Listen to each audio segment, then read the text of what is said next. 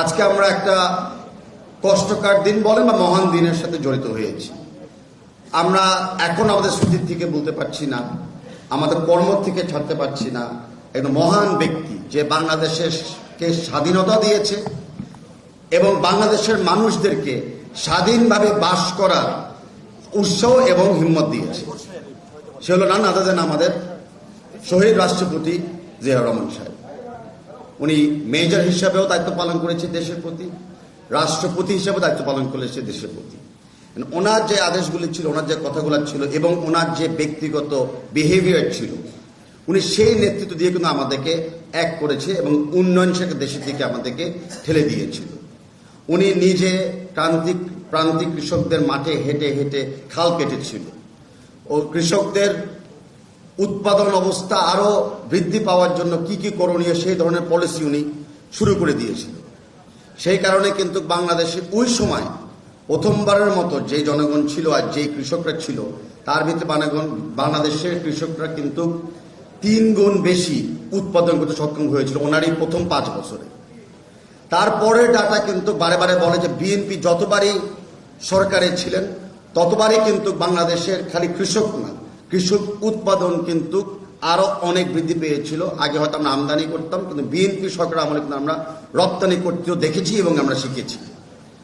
আমাদের শহীদ রাষ্ট্রপতি জিয়াউর রহমান আমল থেকে আমরা জানি যে আমাদের পাট উৎপাদন শুরু হয়েছিল, চা হয়েছিল, আরো অন্য অন্য কৃষি পণ্যরা আমরা কিন্তু উৎপাদন করতে শুরু করেছিলাম। এই ধারাবাহিকভাবে আমরা এখন কি দেখছি, যখনই মাঠে যেমন জলবায়ু পরিবর্তন বলি আমরা বা অন্য কোনো ক্লাইমেটিক এফেক্ট আমরা বলি, সবচেয়ে আগে ক্ষতিগ্রস্ত কারা হয়? প্রান্তিক কৃষকরা। আমরা ক্ষতিপূরণ শুনি সরকার থেকে দেওয়া হয়, কিন্তু সবচেয়ে কম ক্ষতিপূরণ ভাগিদারা কারা হয়? ওই আসল প্রান্তিক কৃষকরা। তো ওই প্রান্তিক কৃষকদের সাথে কিন্তু আমরা দেখেছি যে বারে বারে কৃষক দল এবং কৃষক দলের কর্মকর্তারাই কিন্তু পাশে দাঁড়িয়েছিল। হোক এখানে উৎপাদনে ঘাটতি হয়েছে, হোক কোনো ভাইরাস বা ব্যাকটেরিয়ার জন্য উৎপাদন অ্যাটাক হয়েছে, হোক বন্যার জন্য ডুবে গিয়েছে, বা হোক আমাদের দক্ষিণ অঞ্চলে যে নোনা পানির জন্য অনেক জায়গায় উৎপাদন করতে পারছে না বা কৃষি কাজ করতে পারছে না। প্রতিটা জায়গায় প্রতিটা মুহূর্তে সরকারে না থাকা অবস্থা কিন্তু আমরা বারে বারে দেখি যে কৃষক দলেরই মেম্বাররা, সদস্যরাই কিন্তু কৃষকদের উন্নয়নের কাজ করেছে। সেটার জন্য আমি আপনাদেরকে ধন্যবাদ জানাচ্ছি এবং কৃষক দলের নেত্রীদেরকে আমি ধন্যবাদ জানাচ্ছি। 2025-এ আমরা কি দেখছি আমাদের সামনে? এখনো কিন্তু জিডিপিতে 40% কন্ট্রিবিউশন কৃষক এবং কৃষি খাত থেকে আসে। 80% কর্মস্থান কিন্তু এখনো, যেগুলোকে আমরা হয়তো ডকুমেন্ট করি না, সেটাও কিন্তু কৃষি খাত থেকে আছে।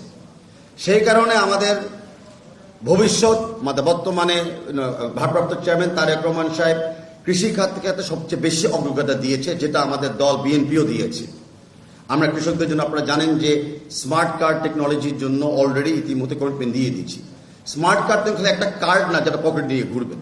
এই স্মার্ট কার্ডটা হলো আধুনিক প্রযুক্তির সাথে যেন আসল কৃষক ভাই অথবা বোনেরা তাদের চাহিদা মতো ইনপুট পায় এবং যখন কোনো কৃষি কাজ উৎপাদন করে সেটার জন্য বাজার মূল্যটা তারা পায়। কারণ আমরা কি দেখি সবসময়, বাজারের দাম কমলে সবচেয়ে আগে কৃষকের মাঠে দাম কমে, বাজারের দাম বাড়লে কৃষকের মাঠে দামটা বাড়ে না, অন্য অন্য সেগমেন্টের দাম বেড়ে যায়। তো কৃষকের খালি অর্থায়ন এবং কাজের সফলতা নিশ্চিত করার জন্য, ওনাদের কাজের জন্য আরো স্কিলসেট ডেভেলপ করার জন্য, সেই কারণে কিন্তু বাংলাদেশ জাতীয়বাদী দল প্রস্তুত রয়েছে, ইতিমধ্যে কমিটমেন্টও দিয়ে দিয়েছে। আপনাদের মাধ্যমে হলো এখন আমাদের একমাত্র উপায় সমস্ত কৃষকদের এবং ভাই এবং বোন কৃষকদের মাঝে এই কথাগুলা ছড়িয়ে দেওয়া, ওনাদের বুঝিয়ে দেওয়া যে ওনাদের ভবিষ্যৎ কিন্তু বিএনপির সময় নিশ্চিত। ওনাদের ভবিষ্যৎ কিন্তু আগামী বিএনপির সময় কিন্তু আরো উন্নয়নমূলক এবং বৃদ্ধি পাবে। আমি আমার বক্তব্য আরো বেশি লম্বা করছি না, আমাদের অতিথি আছেন, আমার পরে অন্য অতিথিরা আছেন। তবে আমি একটা কথা না বললে নয়, আমি শেষ করার আগে, সেটা হলো আমাদের আজকে যে প্রধান অতিথি জনাব সালাউদ্দিন আহমেদ সাহেব, ওনাকে নিয়ে হয়তো অনেক অপচেষ্টা করতে পারছেন না। আমরা সবাই জানি উনি কে, আমরা সবাই জানি উনি কতটুকু ত্যাগ স্বীকার করেছে ব্যক্তিগত জীবনে এবং ওনার প্রফেশনাল জীবনে। উনি কিন্তু চাইলে সরকারি কর্মপদে থাকতে পারত, কিন্তু উনি সব ছেড়ে কিন্তু রাজনীতিতে বিএনপি রাজনীতি ধারণ করে সাধারণ মানুষের জন্য কিন্তু উনি কাজ করতে চেয়েছে। তাই উনি আজকে আছেন, ওনার পিছিয়ে আমরাও আছি অ্যাজ এন ইন্সপিরেশন। উনি কিন্তু ঘুমের শিকার হয়েছে।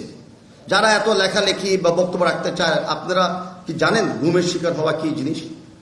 উনি কিন্তু আন্তর্জাতিক মানব পাচারের শিকার হয়েছে, কারণ ওনাকে এই দেশে গুম করে অন্য দেশে কিন্তু পাওয়া গিয়েছে, সেটা কিন্তু আন্তর্জাতিক মানব পাচার। তো একটা ব্যক্তিকে যখন আমরা আরো উঁচুভাবে দেখার কথা ছিল, দুই একটা মানুষ চেষ্টা করে অপপ্রচার করতে, তারা যেন আমাদের মাধ্যমে কোনো ফ্যাক্টর না হয়ে দাঁড়ায়।